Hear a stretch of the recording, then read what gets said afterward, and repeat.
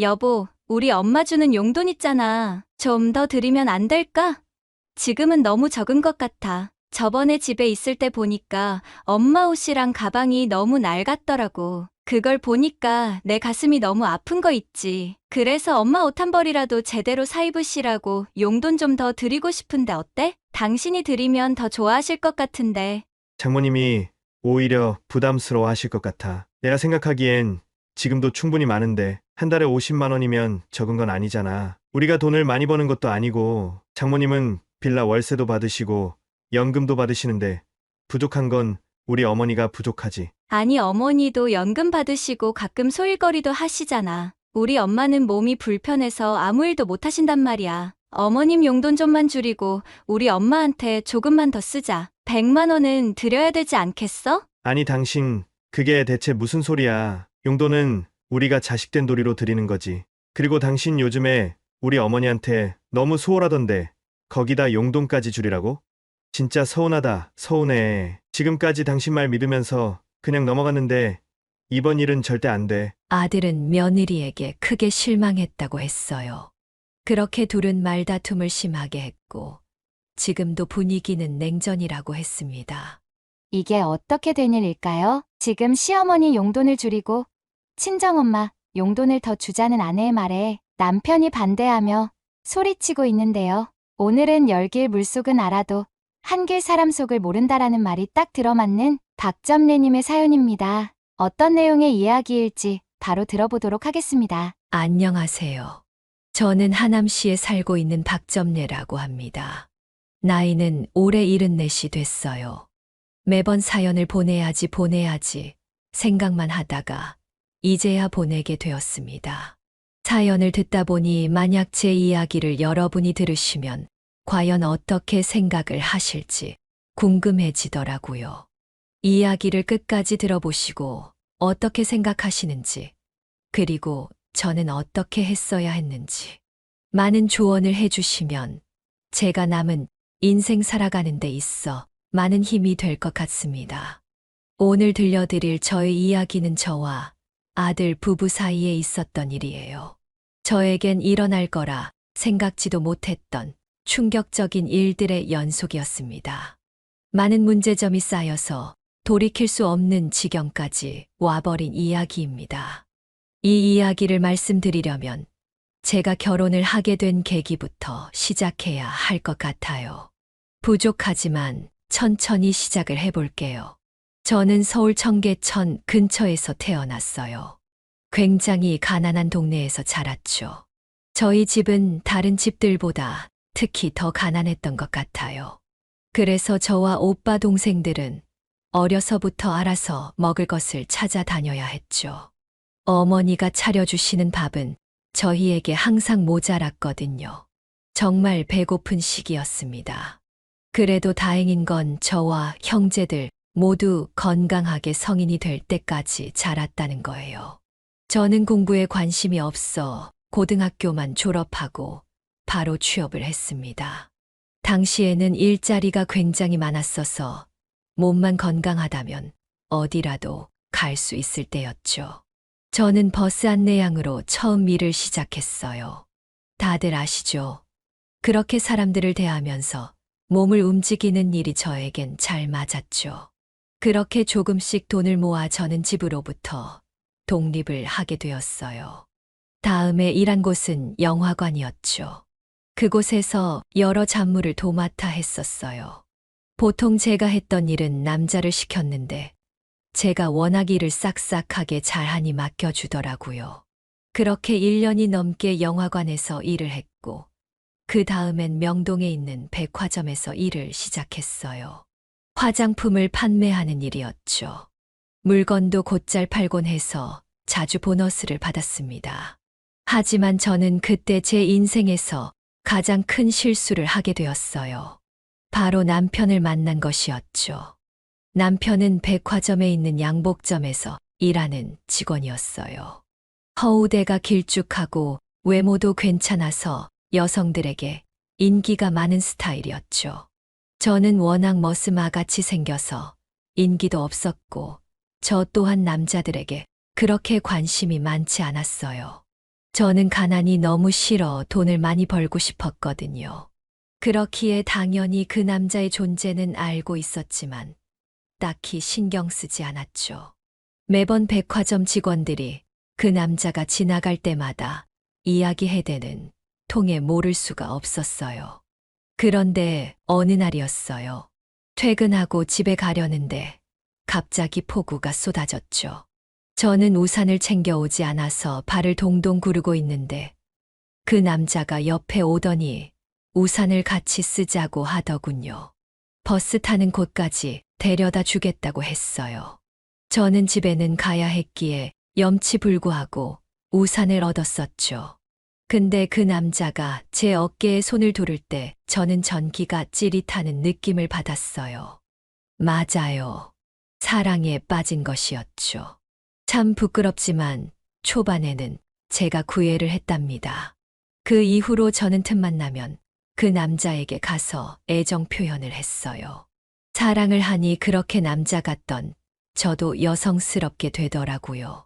한 달 내내 도시락을 싸서 직접 쓴 편지와 함께 주기도 했어요. 그렇게 몇 달 동안 지극정성을 다하니 결국 저에게 넘어오더군요. 그렇게 저희는 만나게 되었고 초반까지도 행복했답니다. 하지만 그 행복은 오래 가지 않았죠. 알고 보니 이 남자는 바람둥이였어요. 저를 만나면서 여러 여자를 함께 만났죠. 그 사실을 아는 데까지는 그리 오래 걸리지 않았어요. 그 사람이 그리 꼼꼼한 성격은 아니었거든요. 하지만 저는 어렸고 첫 남자친구였기 때문에 매번 넘어가야 했어요. 저에게 바람핀 걸 걸릴 때마다 항상 용서를 빌었고 저는 받아주었어요. 제가 너무 좋아했었거든요. 그때는 왜 그랬는지 지금 생각해보면 참으로 바보 같아요. 그렇게 1년쯤 지났을까? 이제 저는 더 이상 그 사람의 행태를 지켜볼 수가 없었죠. 너무 괴로웠어요. 매번 용서해줘도 바뀔 기미가 보이지 않더군요. 곧 있으면 있는 정마저 다 떨어질 것 같았어요. 그래서 헤어지기로 결심을 했는데 이게 뭐람? 제가 임신을 하게 된 거예요. 예상치 못한 일이었죠. 너무 혼란스러웠어요. 어떻게 해야 할지 모르겠더라고요. 저는 너무 어렸기에 이 작은 생명을 혼자서 책임지는 게 두려웠죠. 그래서 임신 사실을 그 남자에게 말했고 그 남자 또한 무척 당황스러워 하더군요. 며칠 동안 생각을 하던 그 남자는 저보고 결혼을 하자고 했어요. 자신이 책임지겠다면서요. 무척이나 의외였죠. 저는 그 사람의 바람기가 걱정이 되었지만 어쩔 수 없었습니다. 다만 그 사람의 태도가 이전과는 달라져서 결혼을 한다면 정신을 차릴 거란 기대를 가지게 되었어요. 그렇게 저희 둘은 상견례를 하고 급히 결혼식을 치루었습니다. 결혼식을 마치고 나서 2달 뒤에 저는 출산을 하게 되었어요. 아주 귀엽고 이쁜 남자아이였죠. 아이가 2살이 될 때까지는 괜찮았어요. 남편도 열심히 일을 했고 저도 최선을 다해 육아에 전념했죠. 하지만 어느샌가부터 남편은 다시 바람을 피기 시작하더군요. 밖에서 외박을 하기 일쑤였고 주말에는 항상 어딘가 나갔어요. 저와 아이 단 둘만 있는 시간이 점점 늘어났습니다. 그 사람이 밖에서 오면 항상 다른 여인의 향수 혹은 화장품 냄새가 났어요. 알고 보니 같은 동네 미용실하는 여자와 바람이 났던 거였더라고요. 그것도 유부녀였죠. 저는 도저히 참을 수 없었어요. 당시에 이혼하는 사람은 거의 없었지만 저는 그 사람과 도저히 같이 살 수 없었어요. 그러던 어느 날 저는 남편과 대판 싸움을 했고 별거를 하기로 했어요. 이전에는 그래도 변명이라도 했었는데 결혼하고 나서는 엄청 뻔뻔하게 나오더군요. 그렇게 저희는 주위에는 말하지 않고 따로 살기 시작했고 남편은 달마다 생활비를 보내주었어요. 그 생활비도 1년 후부터는 보내지 않았지만 말이에요. 그 사람은 이후로도 평생 아들을 보러 오지도 않았어요. 연락도 없었고요. 그렇게 저는 홀로 아들을 성인이 될 때까지 키웠습니다. 우리 아들 민호는 정말 저 홀로 키운 귀한 아들이었죠. 남편과 별거를 한 뒤로는 쭉 저와 단 둘이 살았습니다. 저는 민호를 키우기 위해 닥치는 대로 일을 해야만 했고, 그 노력을 알아준 것인지 민호는 늠름하게 잘 커주었어요. 미안한 게 있다면 아이가 너무 철이 빨리 든 것 같았죠. 아버지가 없어서 그렇다는 말을 듣지 않기 위해 나름대로 최선을 다했지만 아마도 부족할 수밖에 없었겠죠. 그래도 저에게 단 한 번 불평불만하지 않은 착한 아이였습니다. 그렇게 아들은 지방에 있는 국립대에 장학금을 받고 갔습니다. 저는 서울에 있었기에 아들이 대학교를 다닐 때는 거의 보지 못했죠. 이후 아들이 군대를 전역하고 대학을 졸업한 뒤 서울에 취업을 하고 나서야 다시금 같이 살기 시작했죠. 아들은 독립할 수 있었지만 조금 더 저와 살겠다고 말했죠. 그렇게 취업을 하고 몇 년이 지났을까 아들은 저에게 어느 여자도 소개시켜 주지 않았습니다. 결혼할 생각이 딱히 없는 것처럼 보였어요. 저는 양심의 가책을 느끼기 시작했어요. 저 때문에 결혼을 못하는 것 아닌가 싶었죠.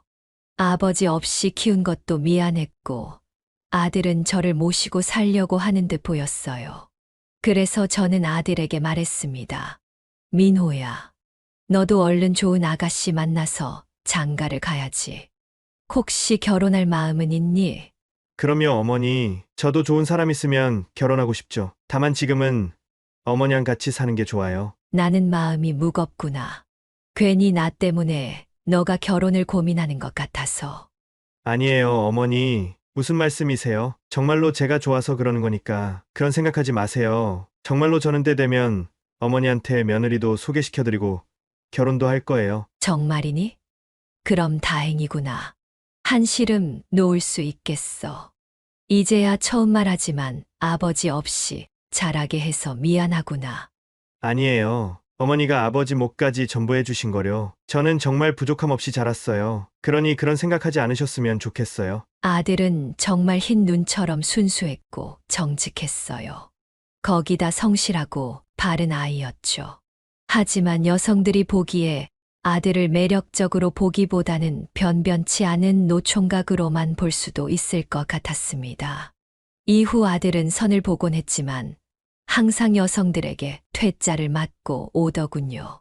그런 일들이 반복되다 보니 점점 아들은 선을 보지 않았고 결혼에 대한 의지도 사라지는 것처럼 보였습니다. 저에게 딱히 말을 하지는 않았지만 결혼에 대해 부정적인 것 같았고 제가 결혼 이야기를 꺼내려고 하면 항상 자리를 피했죠. 하지만 저는 포기하지 않았습니다. 제가 아무리 홀로 민호를 키웠어도 남들과 다르지 않게 마무리까지 지어주고 싶었어요. 저와 같은 삶을 살게 할 수는 없었죠. 아들을 똑 닮은 손주를 보고 싶은 욕심도 있었어요. 하지만 더 아들에게 부담을 줄 순 없었죠. 그러던 어느 날이었어요. 저는 여전히 일을 하고 있었고 그 돈을 꼬박꼬박 은행에 저금을 했죠. 저는 당시의 돈을 주급으로 그리고 현금으로 받는 일을 하고 있었기에 매주 은행에 가서 돈을 입금해야 했습니다. 가끔씩 아들이 함께 가주기도 했어요. 그러다 보니 은행에서 자주 마주치는 다른 손님들이나 일하는 직원들과 자연스레 친분이 생기기 시작했어요. 어느 때와 마찬가지로 아들과 은행에 같이 갔습니다. 근데 제가 입금을 하고 다른 적금 들 것이 없나 상담을 받는 중에 옆을 보니 아들이 비슷한 또래의 아가씨와 이야기를 나누고 있는 것을 보았습니다. 그 아가씨는 은행 직원이었고 자주 어머니를 모시고 은행에 오는 제 아들이 궁금해서 말을 걸었다고 했습니다. 그럴 수도 있다고 생각했어요. 젊은 아들과 어머니가 같은 날 같은 시간 매번 은행에 똑같이 오니 어떤 사연인지 궁금했겠죠. 그 이후로 아들과 저는 은행에 갈 때마다 그 아가씨와 이야기를 했어요. 아들도 관심이 생겼는지 제가 은행에 가는 날이면 무조건 따라오더라고요. 아가씨 괜찮은 적금 상품으로 옮기고 싶은 데 있을까?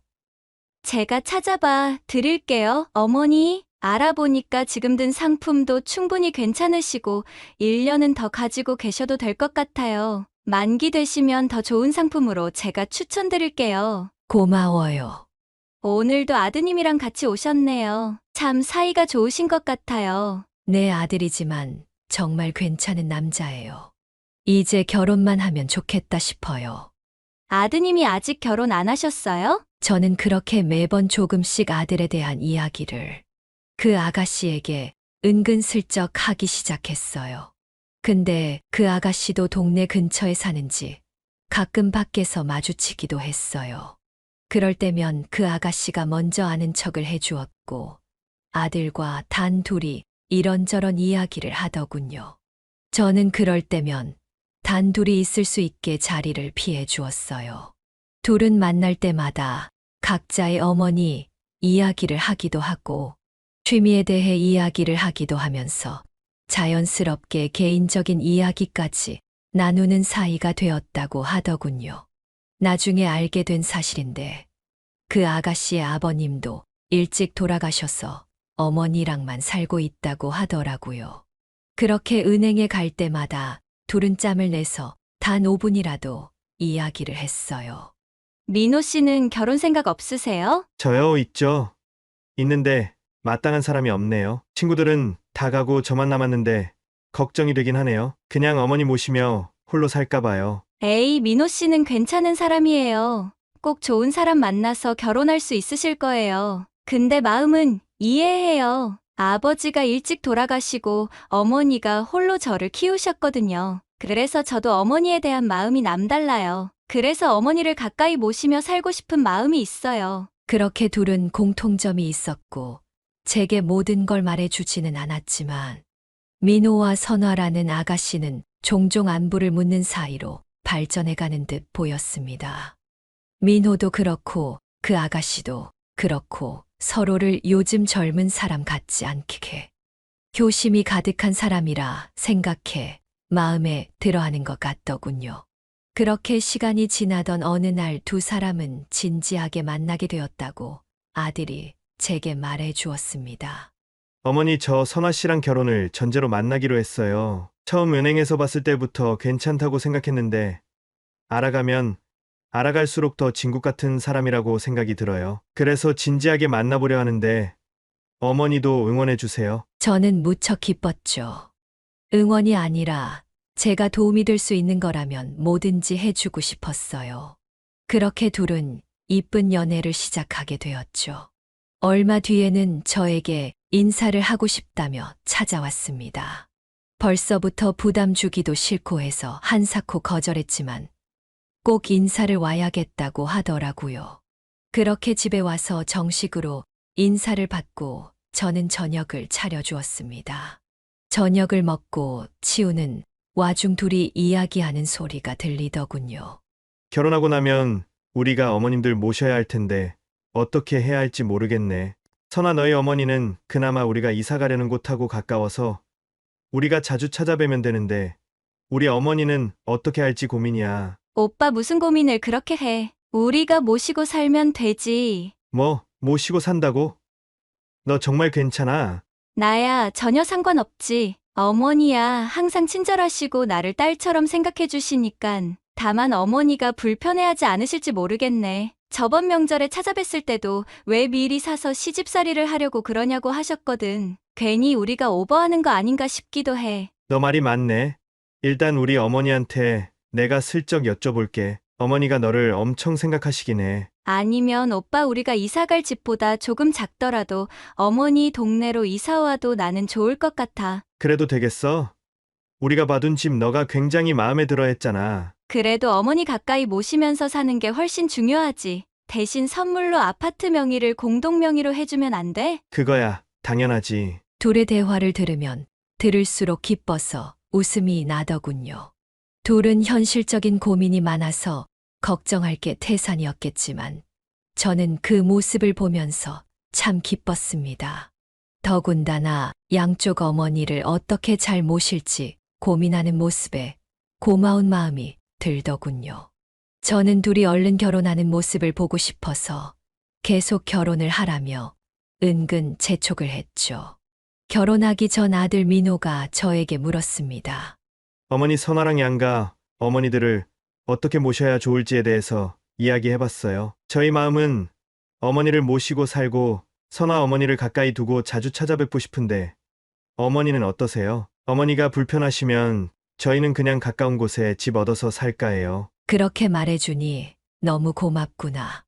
나는 전혀 상관없으니 너네가 편한 대로 해라. 다만 나를 너무 배려해 줄 필요는 없어. 나야 너희와 같이 살아도 좋고 혼자 살아도 그 나름대로 좋단다.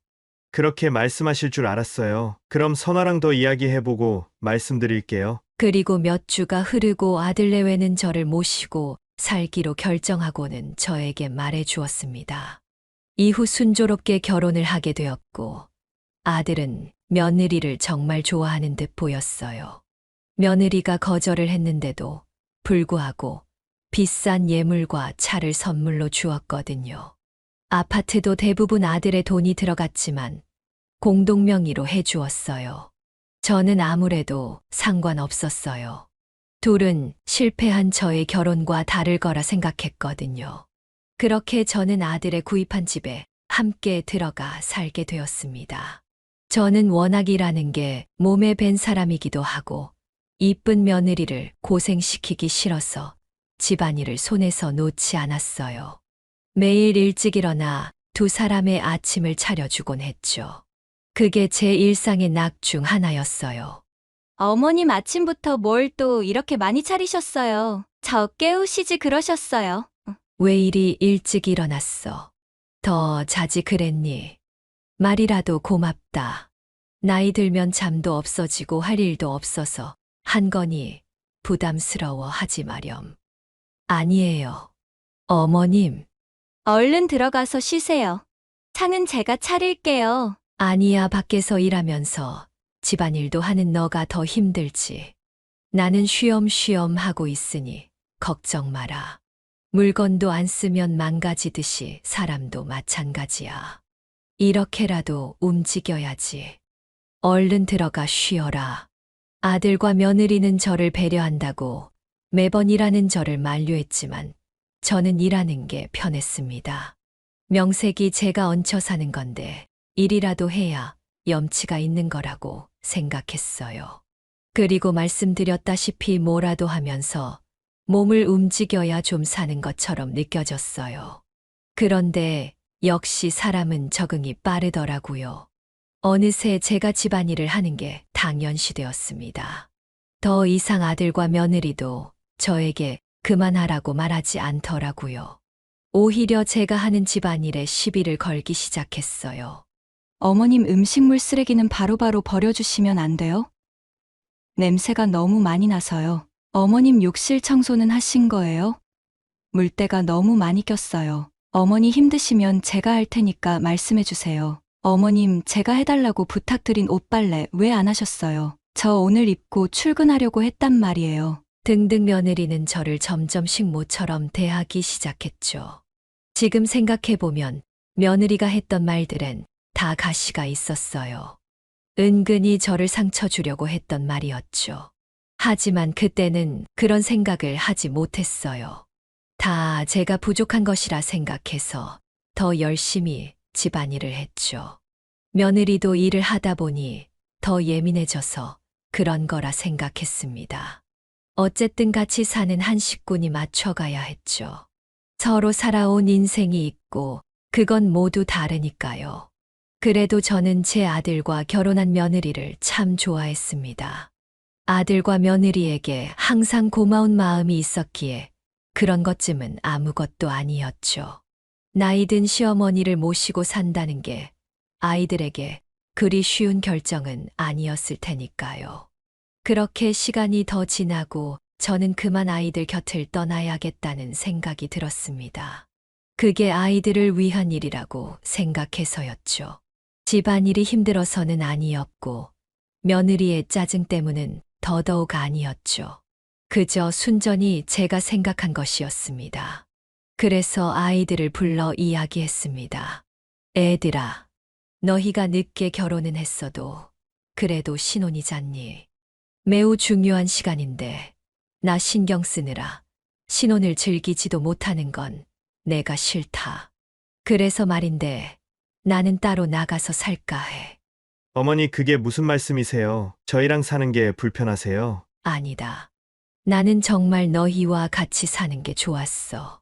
하지만 내가 살던 곳이 그립기도 하고 그곳에서 오래 살아서 내가 아는 사람들이 다 거기 있잖니. 그래도 어머니 아프시면 병원도 저희가 모시고 가야 하고, 여기서도 친구분들 몇 분 계시잖아요. 그렇게 말해주니 고맙구나. 그래도 보내주면 안 되겠니?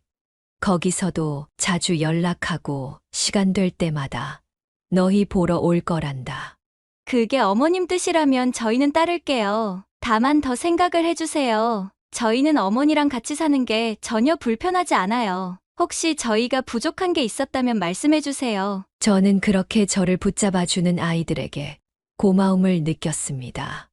아들은 계속해서 자기들이 불편하게 한 것이 있는지 물었고, 저는 전혀 아니라고 말했죠. 며느리는 아들을 내보내고 나서 저에게 할 말이 있는지 따로 저에게 와서 말했죠. 어머님 생각해보니 어머니가 저희랑 지내면서 불편하셨을 수도 있겠다는 생각이 들어요. 제가 일을 하다 보니 어머니 일도 많이 못 도와드리고 저희 신경 쓰시느라 매번 거실에도 잘 안 나오셨잖아요. 죄송해요. 저희가 최대한 어머니를 편하게 해드렸어야 했는데. 아니다. 나는 정말 괜찮다. 너희는 최선을 다해 주었어. 너가 민호를 잘 설득해 줄 수 있겠니? 이대로면 절대 나를 보내지 않을 것 같아서 그런다.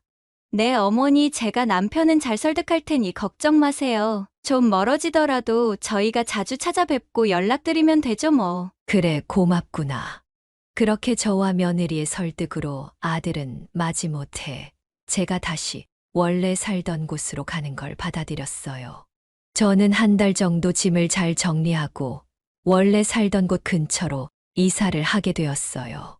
며칠 동안은 아들이 매일 전화해서 저의 안부를 묻더군요. 그리고는 저에게 사는 게 불편하면 언제든 다시 돌아오라고 말했어요. 저는 최대한 밝은 목소리로 아들에게 괜찮다고 말해 주었습니다. 집에 혼자 있으니 왠지 모르게 마음이 편하더군요. 아들과 며느리가 드디어 진정한 신혼기간을 지낼 수 있을 것 같아서 기분이 좋았습니다. 더군다나 아이들이 저 때문에 아이를 가지지 못하는 것 같았거든요. 저는 제가 없으면 그래도 빠른 시일 내에 손주를 볼 수 있지 않을까 하는 기대를 했습니다. 그렇게 시간이 지나고 역시나 제 예상대로 아들은 며느리의 임신 소식을 저에게 전하더군요. 정말 기뻤습니다. 제가 그 집을 나온 선택이 정말 잘한 선택이라고 생각했어요. 며느리는 임신을 해서 하던 일을 그만두었습니다. 저는 그런 며느리를 잘 보살펴주기 위해 자주 아들의 집을 찾았죠. 며느리가 좋아하는 음식들을 바리바리 싸들고 며느리를 위해 집안일을 대신 해주었습니다. 저는 그게 좋았어요.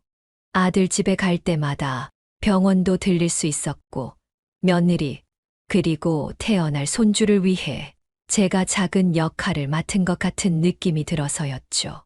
아들은 제가 갈 때마다 며느리를 잘 부탁한다며 꽤 많은 용돈도 쥐어주었죠. 그런데 그렇게 지내던 와중 조금 쎄한 느낌이 들기 시작했어요. 바로 며느리한테서 말이죠. 며느리는 아들과 함께 있을 땐 저에게 누구보다도 친절했어요. 하지만 문제는 단 둘이 있을 때였죠. 며느리는 점점 더 심하게 저에게 짜증을 부렸어요. 제가 뭐만 하려고 하면 시비를 걸었고 예민하게 저를 지적했죠. 그리곤 매번 저에게 먹고 싶은 걸 사다 달라고 부탁을 했어요. 그렇게 먹을 것을 사다 주면 딱 한 입 먹고 못 먹겠다고 말하곤 했죠. 제가 아들에게 용돈을 받은 날은 더 예민했어요. 제가 받은 용돈을 어떻게든 다 쓰고 가게 만들려고 했습니다. 자신이 필요한 용품이나 먹을 것을 사달라고 했죠. 저는 며느리가 임신을 해서 예민한 거라 생각했지만 점점 더 도를 지나치더라고요. 하지만 저는 어떠한 문제도 일으키기 싫었어요. 아들과 며느리의 사이에 금이 가게 만들기 싫었거든요. 저는 며느리와 단둘이 있는 시간이 점점 불편해졌고 그곳에 가는 횟수와 시간을 조금씩 줄이기 시작했어요. 아들도 제가 점점 안 오는 걸 느꼈는지 조금은 서운해하더라고요. 저는 아들과 며느리의 결혼 생활이 정말 행복해 보여 차마 말을 하지 못했습니다. 아들에겐 숨기는 게 맞다고 생각했죠. 어머니 오늘은 왜 이렇게 일찍 가세요? 좀 더 있다가 가시지. 내가 급한 일을 깜빡하고 왔지 뭐니. 다음에 올 때는 좀 더 있다 가마. 반찬 떨어지면 다시 연락하렴. 급한 일이 뭔데요, 어머니. 오랜만에 오셨는데 주말까지 여기서 푹 쉬시다가 제가 차로 모셔다 드릴게요. 맞아요. 어머님 더 있다가 가세요. 저는 어머님이랑 있는 게 너무 좋은걸요. 며느리는 역시나 아들 옆에 있을 때는 저를 최고로 아끼는 며느리가 되었죠. 시간이 지나면서 저는 점점 그곳에서 머물지 않으려 했습니다. 이틀에서 하루, 하루에서 당일, 나중에는 그냥 반찬만 문 앞에 두고 왔습니다. 그럴 때마다 아들은 저에게 꼬박꼬박 전화를 해서 이유를 물었지만 저는 대충 얼버무려야 했어요. 그러던 어느 날 제가 반찬통을 집 앞에 두고 가려는데 문을 열고 나오는 아들과 마주쳐 버렸습니다. 어머니 또 반찬통만 놓고 가시려고 했어요? 왜 그러시는 거예요? 얼른 들어오세요. 어머님 오셨네요. 왜 저희 집에 들리지도 않고 가시려고 하세요? 저희 서운해요. 맞아요. 어머니 무슨 문제라도 있어요? 아니다. 애들아, 내가 바쁜 일이 있어서 반찬만 두고 가려고 했는데 너희를 귀찮게 했구나. 바쁜 일이 도대체 뭔데요, 어머니? 오늘은 꼭 이야기 들어야겠어요. 그런 게 있다니깐.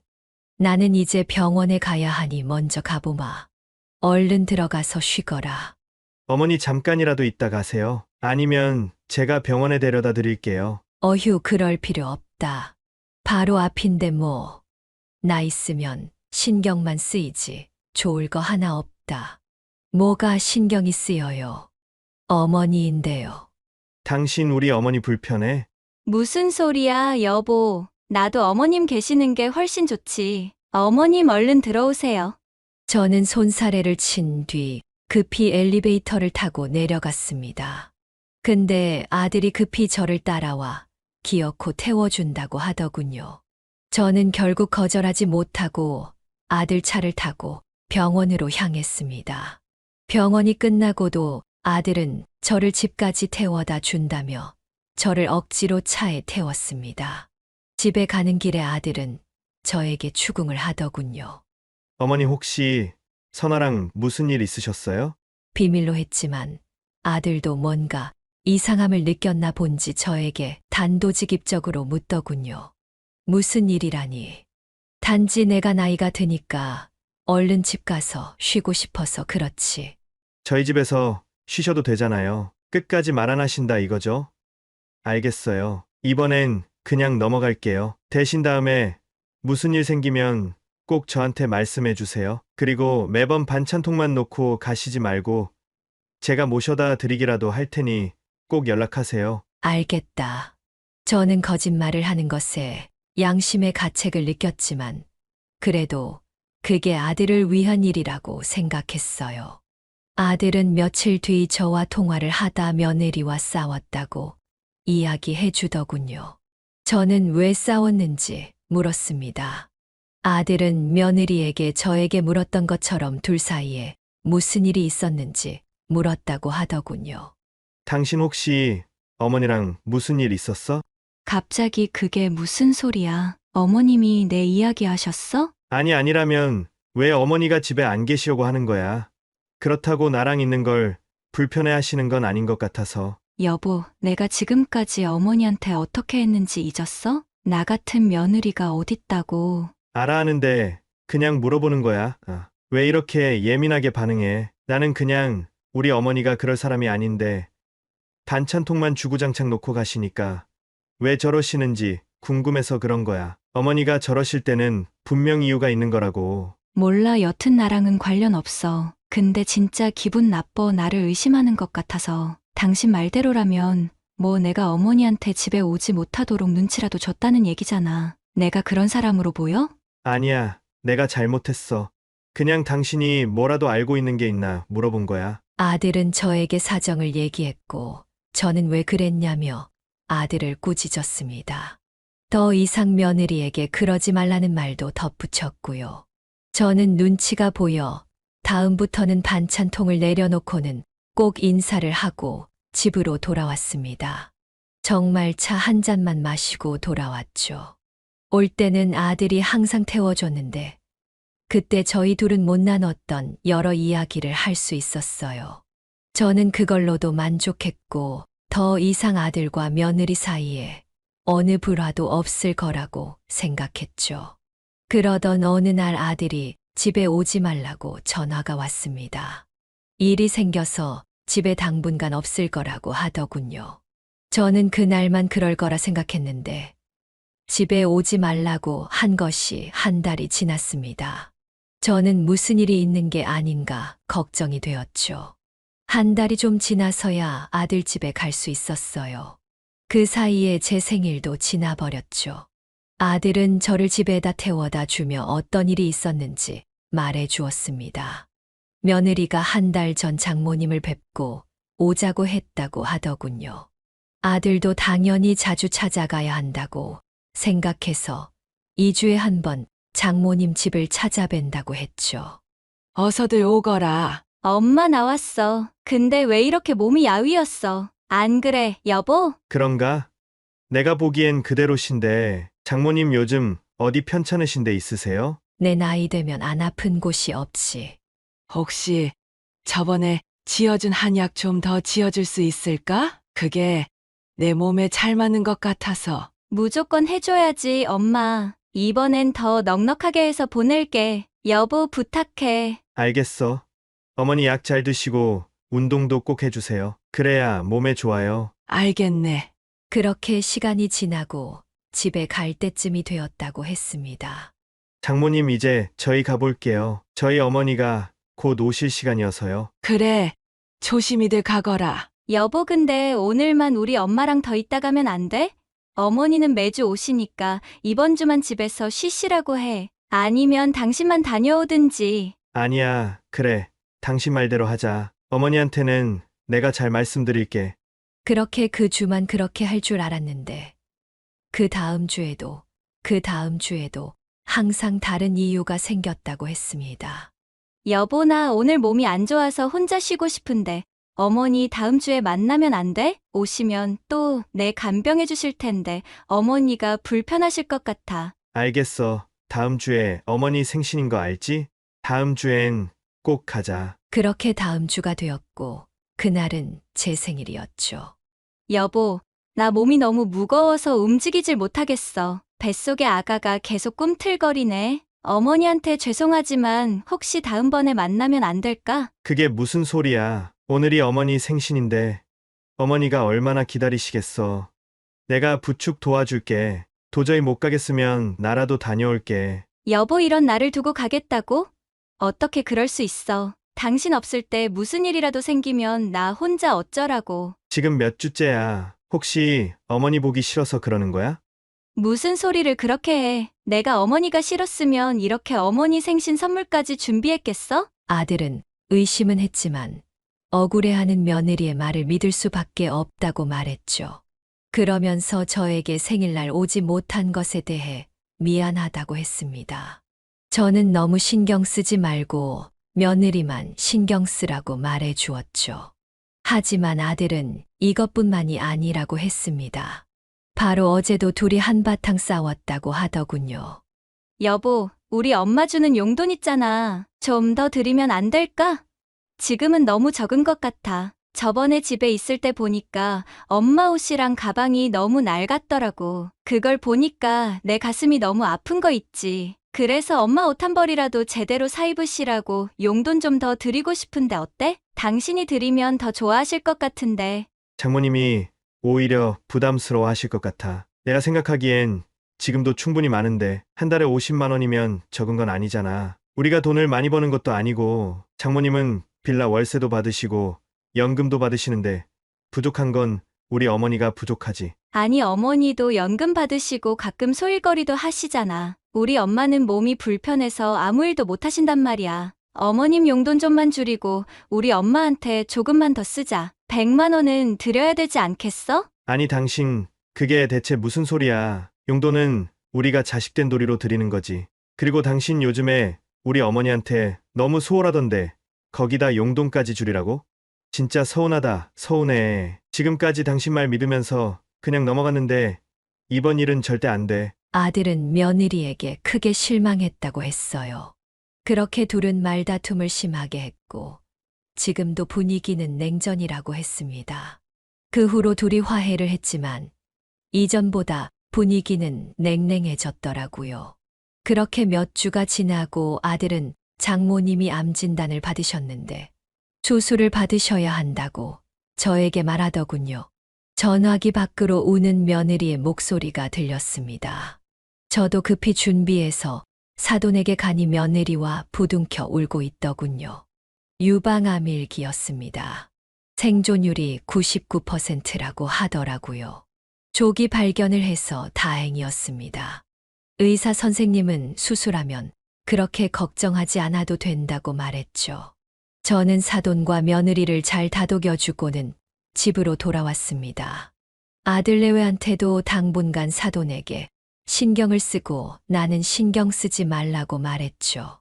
하지만 아들과 며느리는 그 상황에서도 자주 다툰 듯 했습니다.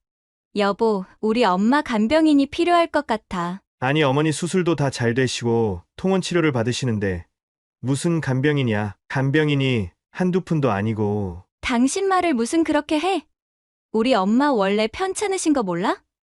나 혼자 임신한 몸으로 엄마 모시려니까 너무 힘들어서 그래. 아니 나도 그렇게 하고 싶은데 우리 사정도 있잖아. 우리가 돈이 많은 것도 아니고 간병인 하루 부르는데 얼만 줄 알아? 당신 어머니였으면 당장 했을 거잖아. 맞지? 우리 엄마라서 그런 거잖아. 아들은 결국 간병인을 두고 생활하게 되었다고 했습니다. 보험 적용도 안 되고 중증 환자도 아니어서 자기 돈이 많이 나가긴 했지만 만약 안 했다면 며느리가 가만히 있지 않았을 거라 했습니다.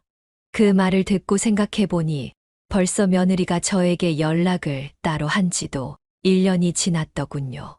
하지만 이게 끝이 아니었습니다. 매우 충격적인 일이 벌어졌죠. 사돈도 많이 회복되었고 둘의 사이도 괜찮아질 무렵이었습니다. 며느리는 출산을 2달 정도 앞둔 상태였죠. 아들은 그날 마침 출장일이 일찍 끝나게 되었고 맛있는 걸 시켜서 아내랑 같이 먹기 위해 집으로 갔습니다. 보통 자신이 돌아오면 문 앞으로 나와서 반겨주는데 그날따라 집이 조용했다고 했습니다. 며느리의 통화 소리가 들렸고 전화를 하느라 자신이 들어온 것을 모른 듯 했습니다. 아들은 장난기가 돌아서 몰래 놀래켜주기 위해 조심히 안방으로 향했습니다. 근데 들리는 며느리의 통화 내용이 심상치 않았죠. 아직은 몰라. 다행이지.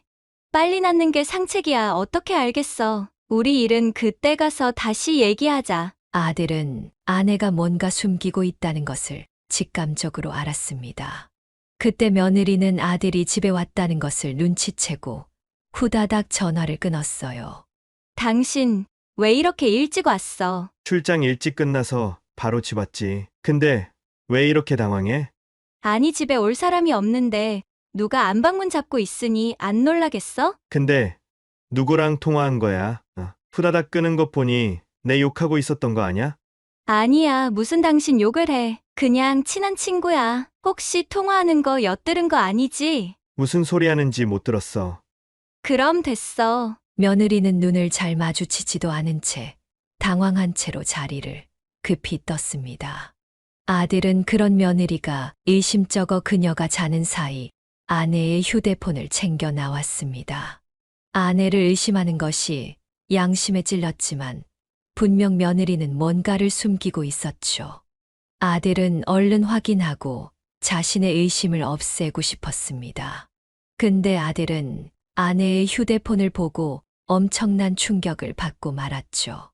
아들은 아까 통화한 사람의 이름을 보니 강수지라고 되어 있다는 걸 알았습니다. 하지만 녹음된 통화를 들어보니 남자 목소리였다고 하더군요.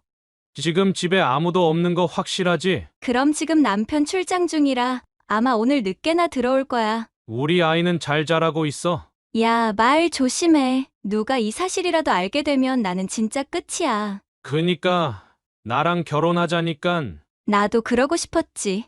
너가 건실하게 사는 사람이라면 얼마나 좋았겠니. 봐줄 거라곤 얼굴밖에 없으면서. 너나 나나 지금 사이가 딱 좋아. 즐길 거 딱 즐기면서 얼마나 좋니? 그래, 네 말이 맞다. 나야 뭐 잃을 거 없으니깐. 시어머니는 요즘 어때? 계속 귀찮게 해서 짜증난다며? 내가 눈치를 하도 주니까 인제서야 좀 알아먹은 것 같더라. 이제 반찬만 집 앞에 두고 집에 잠시 있다가 바로 가. 같이 살 때는 어떻게 참았냐? 그러게나 말이다. 남편한테 잘 보여야 하니깐 참은 거지. 시어머니 앞으로 생명보험도 큰 거 하나 되어 있거든. 자기 앞으로 된 집도 하나 있고 그것 때문에 한 거지. 내가 미쳤다고 시어머니 모시면서 살겠어. 좋겠다. 너는 완전 월척을 물었네. 나중에 잘 되면 너도 그 덕 볼 거야. 입 단속이나 잘해. 난 항상 너한테 충성이지. 요양원 알아보라는 건 어떻게 됐어? 내가 알아본 곳 몇 개 보낼게. 근데 시어머니가 가시겠어? 요즘 남편이 매번 시어머니 안 챙기냐고 계속 뭐라고 하는데 짜증나 죽겠어. 이젠 정말 한계 지점이야. 남편한테 잘 말해서 어떻게든 요양원에 보내야지. 그래. 어쨌든 아이 문제는 안 들켰다는 거잖아. 아직은 몰라. 다행이지. 빨리 낫는 게 상책이야. 어떻게 알겠어. 우리 일은 그때 가서 다시 얘기하자. 아들은 너무 충격적이라 당시에는 현실감이 없었다고 하더군요. 꿈이라고 생각할 정도였으니까요.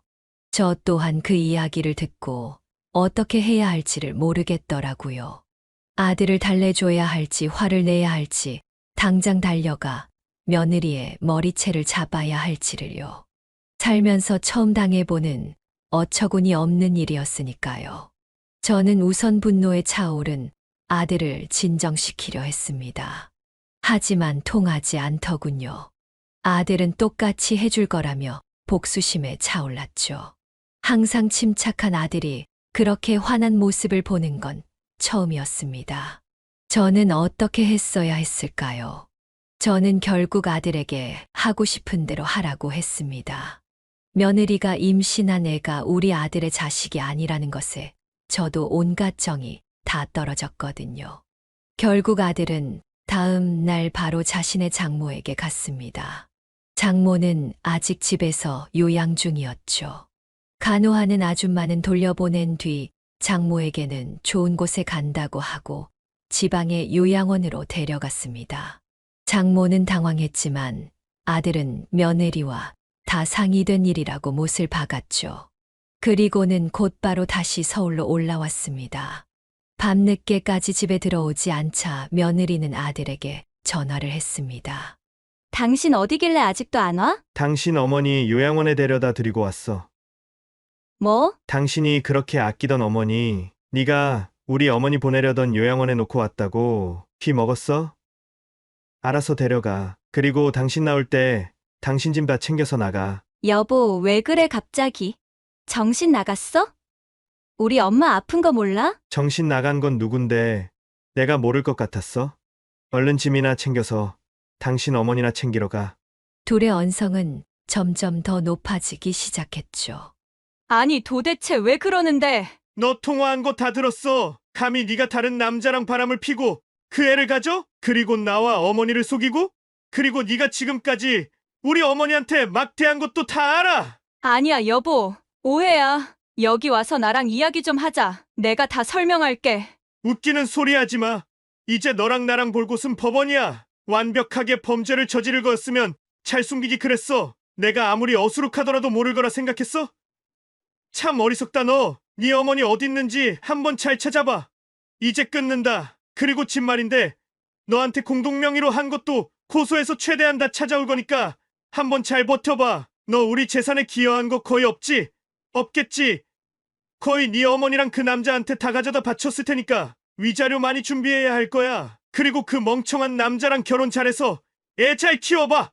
그렇게 시간은 흐르고 아들은 이혼을 했습니다. 아들은 며느리 휴대폰에 있는 증거들로 유책 사유가 명백하게 며느리에게 있음을 증명했고 재산의 기여도도 거의 전부 아들에게 있다는 것도 인정받았습니다. 결국 며느리는 한 푼도 받지 못했고 오히려 위자료를 주어야 했죠. 그렇게 모든 것이 끝나고 아들은 저희 집에 들어왔습니다. 저에게 사과를 하더군요. 불효를 저지른 것 같아 죄송하다면서요. 아들의 행복만을 바라며 아무 말도 하지 않았던 저는 너무 안타까웠습니다. 그리고 제가 아들과 그 못된 아이를 이어준 것 같아 죄책감이 들었죠. 가장 미안했던 건 제가 이전에 며느리가 저에게 했던 행동들을 미리 말했더라면 이런 일은 생기지 않았을 것 같아서였어요. 아들을 위한답시고 가만히 있는 것도 능사가 아니었죠. 저 또한 아들에게 미안하다고 사과를 했습니다. 하지만 아들은 괜찮다며 저를 꼭 안아주었죠. 저희는 그날 서로를 안아주며 펑펑 울었답니다. 아들은 지금도 저와 함께 살고 있습니다. 일도 열심히 하면서 주말 중 하루는 저와 함께 이곳저곳을 다니면서 시간을 보내고 있어요. 중요한 건 아들이 희망을 포기하지 않은 거였어요. 남은 주말 중 하루를 다른 인연을 찾기 위해 선을 보고 있거든요. 처음엔 다른 여자를 못 믿겠다며 망설였던 아들이었지만 점점 사람에 대한 신의를 회복하더군요. 포기하지 않은 아들이 저는 너무 고마웠습니다. 세상에는 이런 사람도 있고 저런 사람도 있는 것이니까요. 사람을 제대로 알기는 정말 어려운 일이고 저와 아들 또한 그런 일을 겪었지만 그럼에도 다른 사람을 그 잣대로 판단하고 싶진 않더군요. 그게 사람 살아가는 방식 아니겠어요. 전 며느리에게 당한 일 때문에 상처를 회복하는데 시간은 걸리겠지만 언젠가는 회복될 거라 믿습니다. 그럼 제 이야기는 여기서 마무리하려고 합니다. 저는 이 일을 통해서 사람을 대할 때 뭔가 이상한 느낌이 있다면 확실하게 확인하고 소중한 사람을 위해 이야기해줘야 한다는 걸 배웠어요. 그리고 열길 물속은 알아도 한길 사람 속은 모른다는 말이 무슨 이야기인지 지나치게 잘 깨달아 버렸죠. 여러분은 사람을 보실 때 어떻게 판단하시나요? 만약 그 사람이 내가 생각하는 사람이 아니었다면 어떻게 대처하시나요? 여러분의 현명한 의견이 듣고 싶어지는 날이네요. 여러분은 저와 아들에게 있었던 일처럼 나쁜 일 당하지 않으시고 늘 평온하고 행복하게 지내셨으면 좋겠습니다. 지금까지 제 이야기를 들어주셔서 감사합니다. 네, 오늘 이야기는 어떠셨나요? 오늘 이야기를 듣고 어떻게 생각하시는지 어머님, 아버님의 생각을 댓글로 공유해주세요. 저는 또 다른 사연으로 찾아뵙겠습니다. 사연을 보내주신 어머님, 아버님들의 이야기를 듣고 공감해주시는 구독자분들이 벌써 3,000명을 넘어섰는데요. 좋아요, 구독, 알람 설정을 통해 따뜻한 정을 나눌 수 있게 앞으로도 함께해주세요. 어머님, 아버님의 삶의 지혜와 경험을 나눌 수 있는 통로가 되겠습니다. 오늘도 인생을 바꾸는 관점을 통해 사연을 들어주셔서 감사합니다.